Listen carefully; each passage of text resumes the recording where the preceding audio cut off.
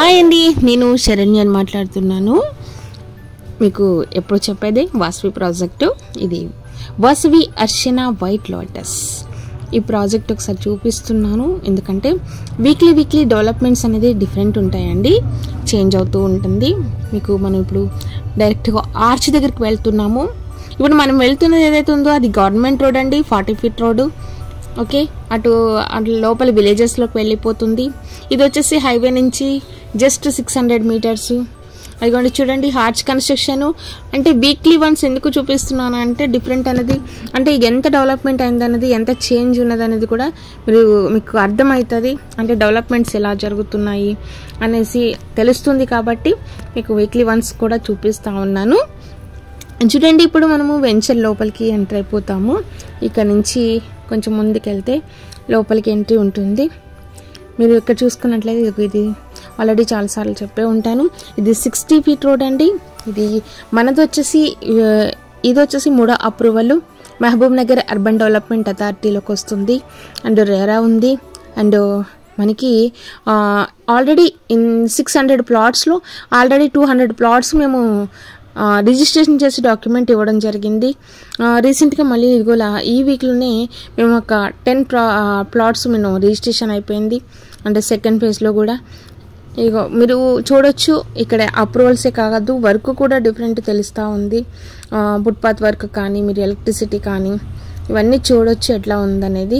ఎందుకంటే మేము ఆర్చ్ అనేది అంత లావిష్గా ఎందుకు ఇవ్వడం జరుగుతుంది అంటే, ఫ్యూచర్లో వాసవి వాళ్ళు ఇందులో వైట్ లోటస్ లగ్జరీ విల్లాస్ కట్టాలనే ప్లాన్లో ఉన్నారు. అందుకే కొన్ని ప్లాట్స్ అయితే ఇప్పుడు మన కంపెనీ పేరునే ఉంటాయి, అందులో విల్లా కన్స్ట్రక్షన్ కూడా చేయబోతున్నారు.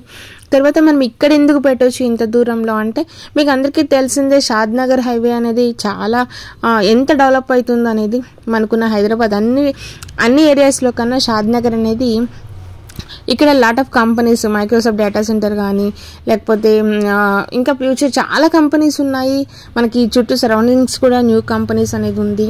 అంతేకాకుండా మనం ఈ రోడ్స్కి చూడొచ్చు, మన NH-44ని 12 రోడ్స్ చేస్తారని గవర్నమెంట్ ప్రకటించడం జరిగింది. అలాగే ఫ్యూచర్ డెవలప్మెంట్ అంతా కూడా మనకి బెంగళూరు హైవే కనెక్టివిటీ ఎక్కువ ఉంటుంది. ఇది వచ్చేసి ఈ హైవే వచ్చేసి